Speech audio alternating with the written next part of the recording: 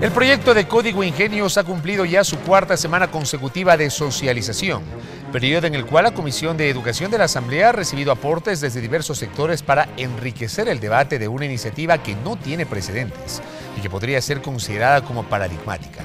Este es el tema central de nuestra siguiente entrevista. Jimena Ponce, ingeniera química, ex concejala de Quito, ex ministra de Inclusión Económica y Social, asambleísta de Pichincha por Alianza País, vicepresidenta de la Comisión Legislativa de Educación. Asambleísta Ponce, bienvenida a la televisión legislativa. Buenas noches, un gusto poder comunicar a través de este medio de comunicación los avances que tenemos ya sobre el Código Ingenios. Efectivamente, este código, el nombre corto es de Ingenios, pero realmente el nombre es de Código de Economía Social de los Conocimientos, la Creatividad, la Innovación y los Saberes Ancestrales. Pero es más fácil aprenderse el Código Ingenios. Así es, el nombre de cariño es del Código Ingenios y realmente le tenemos mucho cariño y mucha gusto de trabajarlo porque nos significa una ruptura frente a lo que ha sido la concepción del conocimiento, de su generación, de su gestión, de cómo la innovación puede ser un elemento fundamental para un país que está en movimiento como es el Ecuador. ¿Hacia qué apuntan los principales aportes que hasta el momento ha recibido la Comisión de Educación en torno a esta propuesta? Bueno, acabamos de salir de la socialización que hemos realizado aquí en Quito.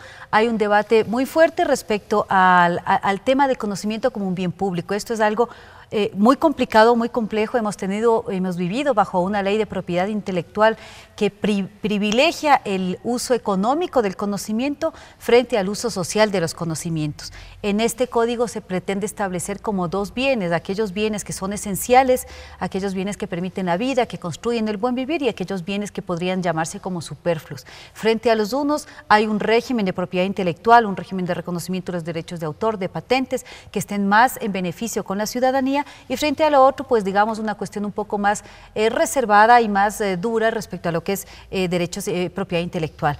Este balance es difícil de encontrarlo porque el debate no lo hemos dado aún en la sociedad.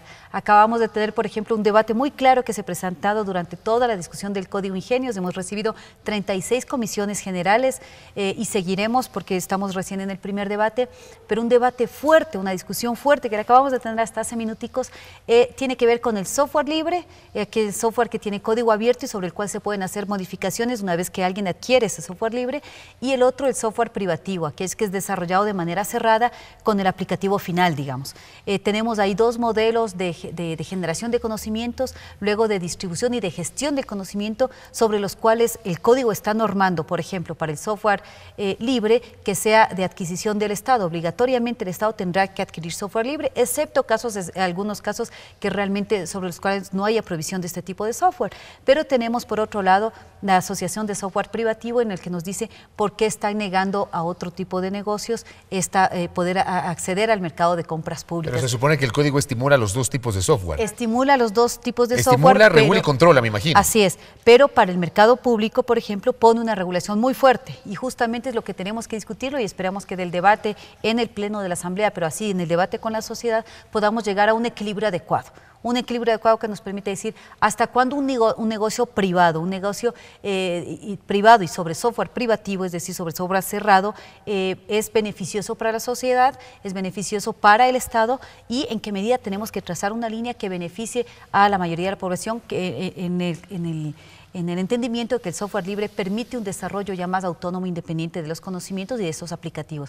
Este es un debate bien fuerte y sería muy interesante que a través de la televisión y a través de quienes nos están escuchando, estudiantes, ingenieros, ingenieras, digamos, todos aquellos que están relacionados, industriales, que estén relacionados con este tipo de aplicativos, de estas necesidades, también participen en un debate. Va a ser crucial poder tener conocimientos y posiciones de los diferentes grupos ciudadanos e industriales para poder llevar adelante el mejor acuerdo que le podamos concretar en la ley.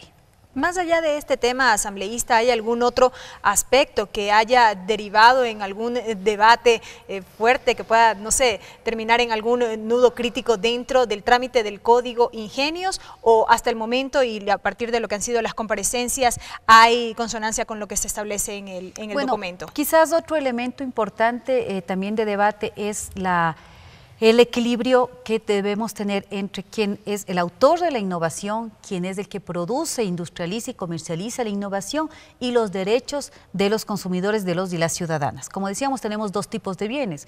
El uno puede ser las corbatas, que muy bien las usa Fabricio, otro puede ser las medicinas. Las dos tienen dos vías diferentes. La invención sobre una medicina o toda la investigación, los recursos que se pongan sobre la invención de una medicina o de un tratamiento, de un procedimiento quirúrgico, tienen que estar a disposición de la ciudadanía de la mejor manera. El tema de los otros bienes, estos superfluos, pueden estar, digamos, regidos por una cuestión mucho más rígida respecto a la propiedad intelectual, que no se falsifique la marca, que no se tope la invención, que se ganen, digamos, todos los derechos que puedan tener industriales y de producción y de comercialización. Pero en ambos casos incluso hay que proteger los derechos de autor, es decir, aquel que tiene la invención, la persona que desarrolla esa invención, así sea parte de una empresa que es la que comercializa, vende o produce la invención y la vende y la entrega al mercado, pues tiene también que ser reconocida en sus derechos. Y este también es una piedra de toque que estamos viendo, porque fundamentalmente las empresas dicen, bueno, es mi empresa la que asumió el riesgo, porque voy a compartir ese 10% con el desarrollador de la invención, con aquella persona. El código, en cambio, dice, bueno, es un conocimiento que lo desarrolla una persona por sus habilidades, por su práctica, su experiencia, sus años, etcétera, por tanto debe ser reconocido. Es bien difícil, son debates muy acalorados, porque hemos vivido bajo un régimen de propiedad intelectual que ha entregado casi todos los derechos de la producción, de la invención, todos los derechos de la invención y ese potencial de la invención a la comercialización. Entonces, básicamente la ley de propiedad intelectual vigente lo que dice es, si usted tiene una invención, usted es el único que la puede producir, usted es el único que la puede vender. Esas son las patentes, le da a usted el derecho, le da a usted el monopolio. Eso ha sido la ley de propiedad intelectual. ¿Cómo rompemos con ese monopolio? ¿Cómo rompemos con esa propiedad tan cerrada? ¿Cómo reconocemos al autor de aquellas innovaciones? Es parte de lo que también se está normando en el código y sobre el cual también ha habido cierto tipo de debate. Ahora, decía en la presentación que ustedes han completado la 4ª semana seguida de socialización, y de alguna manera me quedo con la intervención del secretario de Semplades, Pavel Muñoz, que ató justamente esta socialización a esta serie de encuentros, de diálogos sobre diversas temáticas. Este viernes habrá un diálogo de la Comisión de los Derechos de los Trabajadores con las centrales sindicales sobre temas vinculados a equidad y a justicia social. ¿Cómo ve el ambiente justamente de todo lo que está haciendo la Asamblea en torno a sumarse a esta propuesta de diálogo ciudadano? Bueno, precisamente la socialización que acabamos de tener sobre el Código Ingenios se enmarca dentro de uno de los 3 ejes de los diálogos. Recuerden que estamos hablando de la democratización de los bienes, de los activos productivos y de la riqueza, de la democratización de los ingresos y de la democratización del conocimiento. Dentro de este último eje se involucra el Código Ingenios. ¿Cómo estamos contribuyendo al diálogo desde el frente de la Asamblea? Pues con nuestra agenda legislativa. Tenemos el Código de la Salud, tenemos el Código Ingenios, tenemos la Ley de Tierras, tenemos algunos otros elementos, reformas al Código del Trabajo, a la Seguridad Social, que los estamos tratando en nuestro espacio legislativo, que deben enmarcarse también dentro de esta gran discusión nacional, que lo que pretende es dar aportes desde todos los sectores para construir un país con justicia social y equidad. Así que en estas leyes, cada uno de las socializaciones que estamos haciendo, también estamos dando el carácter de diálogo para que el compañero Pavel, quien lidera Semplades, pues vaya también recogiendo esos insumos. No todos los insumos caen solo en el ámbito de legislación, muchos insumos también de los debates caen en política pública que debe ser ejecutada desde el Ejecutivo o desde otras esferas del Estado. Por tanto, ahí tenemos un articulador que es Semplades, quien está liderando los diálogos. Asambleísta, gracias por el tiempo. Muchas gracias. Jimena Ponce, quien es vicepresidenta de la Comisión Legislativa de Educación y asambleísta por Alianza País.